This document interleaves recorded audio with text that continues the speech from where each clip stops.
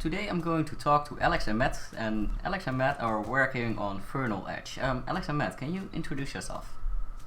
Sure. I'm Matt. I'm the lead artist, a designer, and a programmer on Vernal Edge. I'm Alex. I do all of the music and sound effects, and we do share the programming and design responsibilities between the two of us. So, in a nutshell, what kind of game are we talking about? Well, Vernal Edge is a platformer, and it takes cues from games like Devil May Cry and other character action or stylus action games to create a combat system about comboing enemies, juggling, and doing things stylishly and cool, while also having a large exploration element where you get to sail across the skies and explore a bunch of floating islands, whatever order you want. We really want to... It's a game where player expression is really important to us. So the platforming mechanics are all very free-flowing. The combat is very improvisational. The exploration is very, very open. Okay, so it's like you can do whatever you want, and the guy in the game will do whatever you press. Yeah, to a pretty basic extent. Okay. You have a lot can't, of like fly to the end of the game, but yeah. We wanted to give the player a lot of different options for both combat and exploration. And you created it that way. Mm-hmm. Yeah. What inspired you guys to become indie game developers? Well, I've just been kind of wanting to make games since 2010. Yeah, it's a weird question because I'm like, I don't know. I've just always been pretty much ever since I knew that it was a thing I could do. I've been doing it. I think the big push for us to realize that it was something we could do was the same push that it was for a lot of indie developers, which was discovering Cave Story existed. That was when we initially bonded over.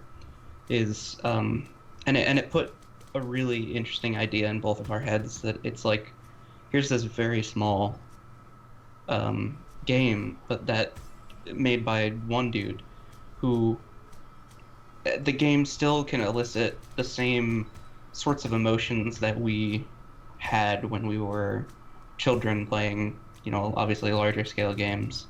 And the idea that one guy could create such a complete and engaging experience was really inspiring.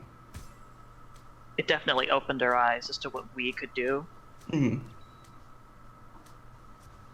Okay, and how long have you been working on this project? I started Vernal Edge as a sort of escape project in August of 2018 and worked on that on and off for a while. And Alex joined July last year of 2019. June 2019, yeah. And there the project took off. Yeah, so it was kind of on the back burner for a little while until both of us decided, hey, we should really push this further and do kind of a full-time thing. What makes this game different from others? Well, big element. You do it, Alex. Vernal Edge is in terms of indie games. I think me and Matt have both share a sentiment that we've been a little dissatisfied with.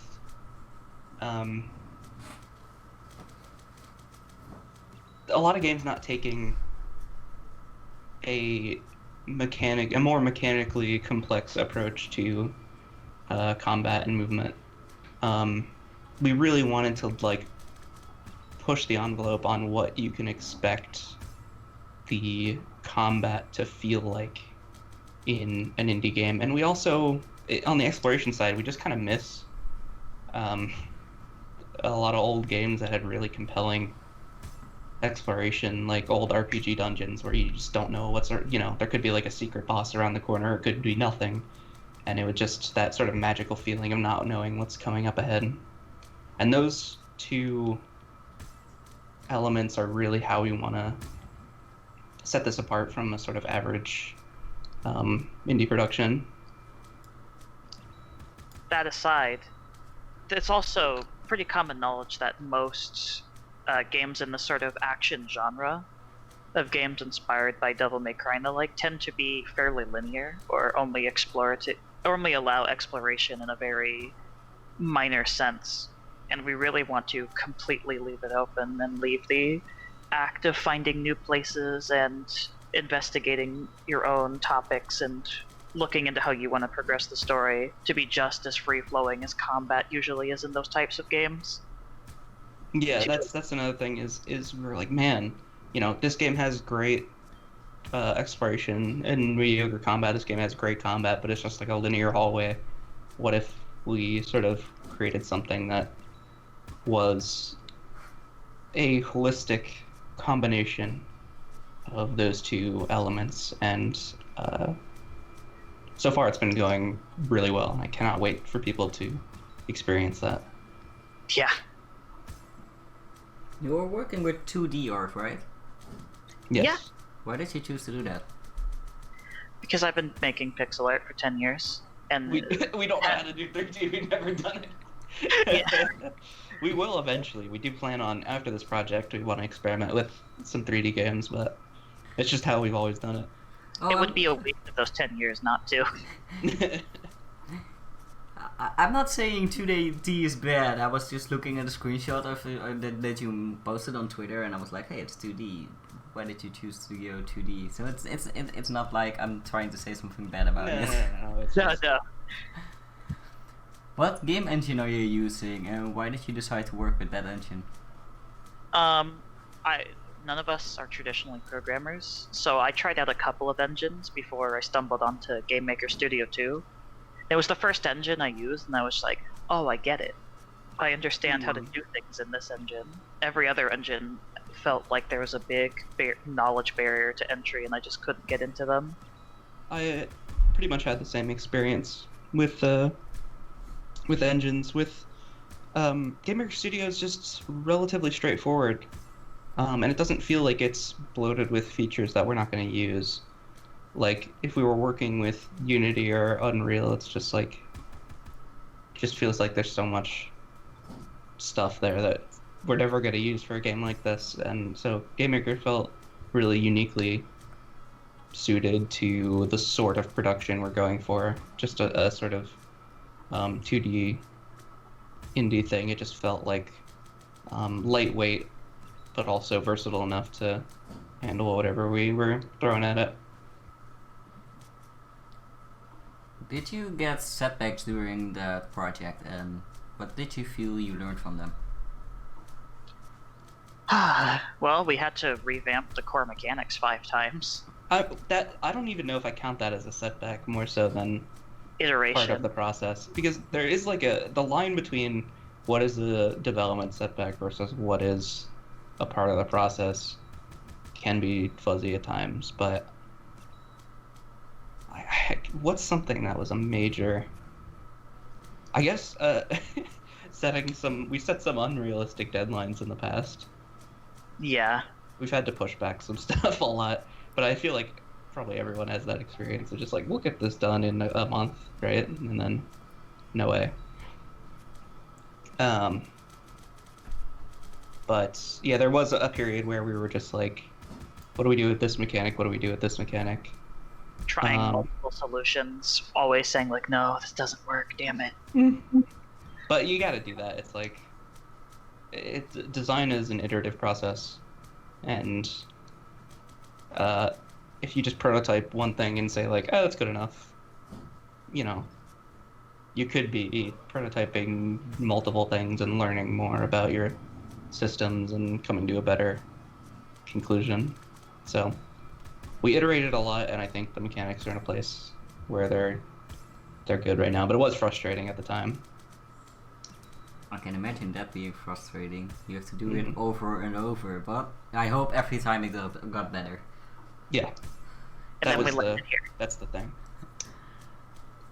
If you can advise a new indie game developer, what will you tell him? This is a bit of a difficult one because everyone does different stuff. Everyone has a different role on a team or does something by themselves. That's true, but I feel like there's a huge amount of new developers really are interested in making the game, being the sort of creative.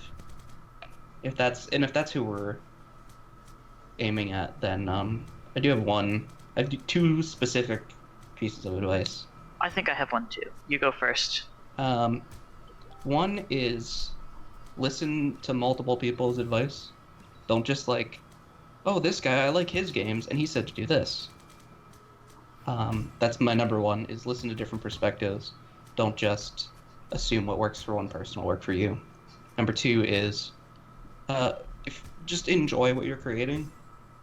Just, if there's a process that you think is going to be the best for you, if you're like, I need to make a game that's like this to be maximally productive, but you're not enjoying it, then there's no point. If you're not enjoying what you're creating, then just make something that you enjoy making. That's the easiest way to be successful, because at the end of the day, if you want to make games, you got to enjoy making games. And for me, I'd say know what your strong suits are. I didn't start this project with any ability to program. I can't make music at all, but Vernal Edge was shaped in the earlier stages to be a reflection of my abilities as an artist. Yeah, knowing your strengths is very important, because playing to your strengths can give you a unique edge, because nobody has exactly the same style and exactly the same skill set as you. So if you're like dampening your vision, don't, lean into what you're good at. What do you think about the current marketing strategies in the indie game industry? Well, I mean, it's kind of like just running around like a chicken with their head cut off for the most part.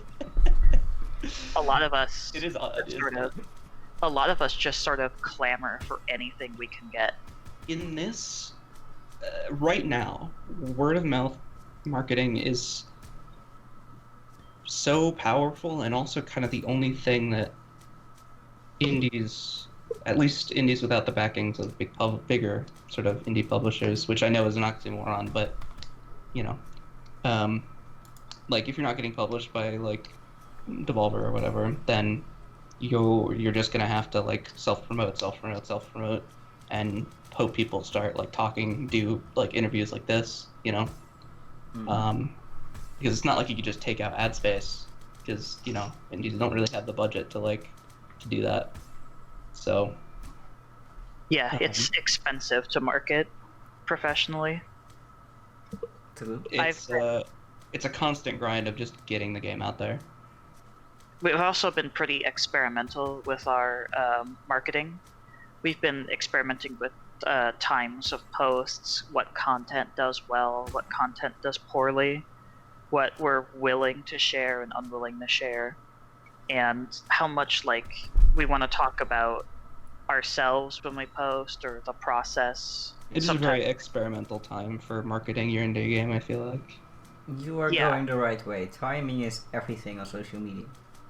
Mm-hmm. Posting on the right hour might be more important than the screenshot itself. Yes, very true. It is.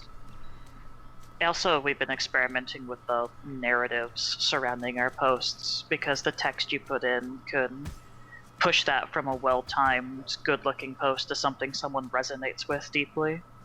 True. Yeah, oftentimes, if you put if the text poses a question that the GIF answers, I find that's a pretty good strategy. But it is one of those things where you're gambling in a way, because you can't guarantee the success of sort of social media based marketing, but you can bet on certain factors.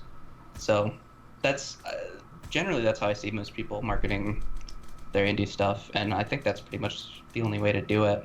But I'm not really lamenting that, because there was no way to do it 20 years ago. I'm very grateful to social media for giving small creators the platform to be able to put their stuff out there, even if it is kind of a pain sometimes to keep up with. I'm glad there is a platform to get your game out there. And as long as there is, we'll be on the grind to keep putting ourselves out there as much as we can. And I guess that counts as a piece of advice for marketing, but take it with a grain of salt, because neither of us are marketing experts. It's just our experience and what we've seen other people do. So, Yes, that and make friends. for Make social friends. media, you are going the right way. Timing is everything. Mm-hmm. Trust Very me on true. that. I've been doing it for multiple years. Where do you see the indie game market going in a few years? I expect we're going to start seeing a lot more modern Doom clones in the near future. The wave of... It's interesting because the timing of Doom Eternal means that it's sort of... There's been a wave of indie retro shooters. A lot of which have come out, a lot of which are yet to come out. I think the timing of Doom Eternal's release will extend that wave. You know how a couple years prior there was like this big wave of Metroidvanias, and then it was like, all right, now we're getting a bunch of retro shooters. And I think that wave specifically has a really good opportunity to sort of prolong itself with the current like popularity of Doom Eternal, getting people back in that classic shooter mindset. After that sort of wave, I do expect that we're going to see a lot more indie character action games. And we're sort of in that wave right now. It's just looking on Twitter, there's a lot of in development character action indie stuff. I suspect that might be another sort of little genre wave. Do you think that will influence your marketing campaign? I mean, you always Luckily, hope to We hit the ground running, so... Yeah, you always kind of hope to be in the middle of a wave, right? Like, I mean, unless you're outclassed in a way, but like, you hope to hit that like right at that specific moment where the interest is highest. And I do think there's a lot of like contemporary action games being developed rather. So I'm hopeful that we will hit a wave of peak interest in the genre, in the indie sphere, when we do release. Not to mention, Vernal Edge is aesthetically a lot different from your traditional character action style game. So And we have from a a bit lot of of edge in that indie department. games as well. Mm-hmm. Our visuals, they don't really look much like stuff that's on the market right now. It's every once in a while a game comes along that tries something similar. I'm not talking bad about any games, by the way, because God knows it's a lot of work to put this much emphasis on our visuals. I also know. Matt knows better than I do, because he's the one who makes the visuals. Yeah, you can look at it while he makes it. Yeah, it's there are a lot of time-saving and just general life-saving measures that we're not using, but deliberately, because we do want the game to stand out visually. So where indie game visuals go in a couple of years, I'm actually not sure. There's a wide variety of styles that you see every day on Twitter, and it's hard to pinpoint specific trends. I think we might see a reduction in heavily stylized, good-looking games for a little while. Why? I think with Doom and Devil May Cry and whatnot pushing the ante, in a sense, of what they can do in that AAA art medium. Mm-hmm. And from what I've seen trending online and whatnot, we're going to see a lot less stylized games with a lot more people trying to push just how far they can put their more traditional art skills. Because we've also got Rogue Legacy 2 coming out, and it's more illustrative. People taking inspiration from Hollow Knight, which is a bit more chiaroscuro based on like rendering and lighting than it is color. Yeah, there's a lot of indies experimenting with not new, but new for the indie sphere, I guess, rendering techniques. It used to be that an indie game was basically you got your sprites, you got your tiles, you know. But nowadays there's a lot more like effects and rendering styles and shaders and things going on. So I do think visually we're going to see a lot more like procedural and in-engine stuff like that. Which game, either indie or AAA, would you wish you had worked on? That's a really interesting question. Yeah, I mean, do I want to work on it because I hate it and wished it was better, or do I love it and wish I was a part of it? I didn't even think about it from that angle. That's a good, like, I like that, because now you gotta, like, think about what game was like, oh, I wish that was really good. I bet I could have made it good. Yeah, otherwise I would have put myself on Spiral Knights right away. Well, no, greed happened to that game. Yeah, there's no way. You would be frustrated working on any game with that much, like, monetization happening. Yeah. But, I don't know. For games I like, it's just like, I don't want to touch it. I want it to stay pristine. I wouldn't have wanted to, you know, because I don't know. I guess I can't really answer that. I probably would have enjoyed working on Kunai. Oh, that's a cool game. I would have definitely enjoyed that, because I feel like that's a game I really like, but wish was just a little bit better. Yeah. Kunai is a very cool game. But yeah, we streamed it and we did have some more minor criticisms about that stuff, so yeah, that is one of those games. But yeah, I think stuff in that vein of like games that are sort of smaller and more experimental, I would have liked to work on, because it's fun to just be like, oh, what if this happened, or what if this worked this way, you know. But for the most part, did you guys have gaming education at school, or did you learn all the development process on your own? I went to the art institutes to pick up a degree in game art, and I hated it. I hated every minute of it. I can attest to that, because you would come home and just vent to all the group chats about it, pretty much. Yeah, and so I learned stuff there. I probably learned stuff that would have been difficult to learn on my own, but it's not an experience I recommend to other people. I didn't have any like formal education. It was mostly just me, like, in high school I would just like slack off and not do any work, and instead just listen to a bunch of GDC talks, pretty much. You guys might be very similar to me. I hated school too. Gosh. Yeah. That's a whole topic on itself.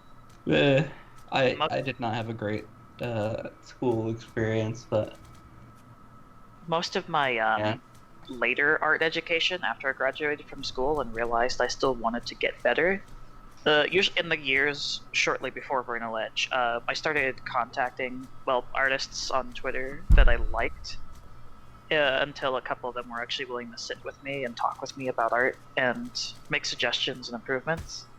Mm-hmm. Meeting Jetro was a big breakthrough for me, because he's the lead artist on a game called Forgato, and Forgato has art that is as good, if not better sometimes, than Owlboy's, and I'll let that be written down. Let the record show. No, it is a very, very beautiful game.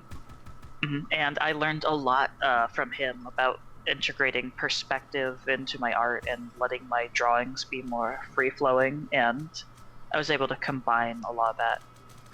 And I was also been friends with, for just as long as Alex, an artist who goes by Blade Rabbit or at Talking Tadpole on Twitter, who I learned how to animate from, because I used to watch him stream animation process all the time.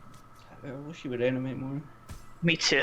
But yeah, he's a friend of ours. He's worked with us on games before, and he's working with us on producing some promotional stuff for Vernal Edge. He's a great artist and great animator.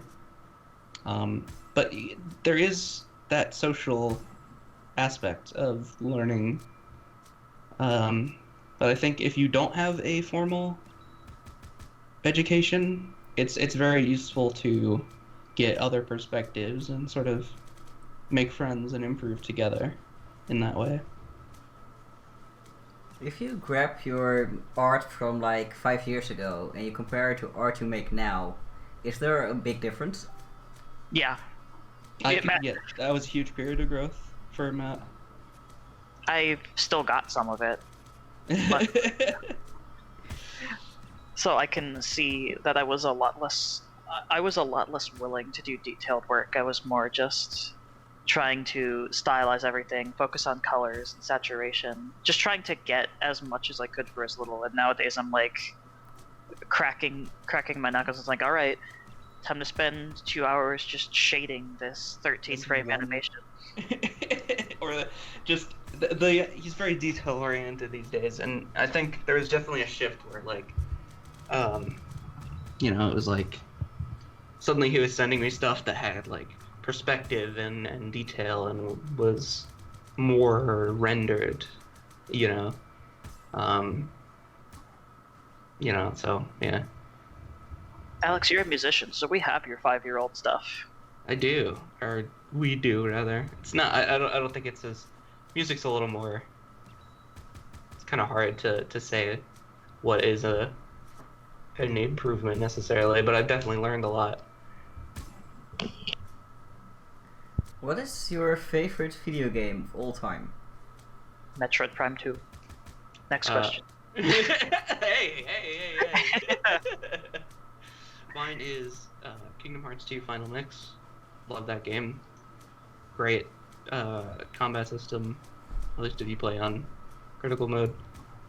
Just a really fun story and a great finale. It doesn't take a whole lot to make me happy with a game, and Kingdom Hearts 2 pretty much has all of it. Yeah. And what is your favorite video game of this year and why? I mean, has anything done better for us than Doom Eternal? I like Final Fantasy VII Remake a whole lot. That's fair. It probably just barely edges out Doom Eternal for me in terms of this year. And I'm sitting on Doom Eternal strong. Yeah.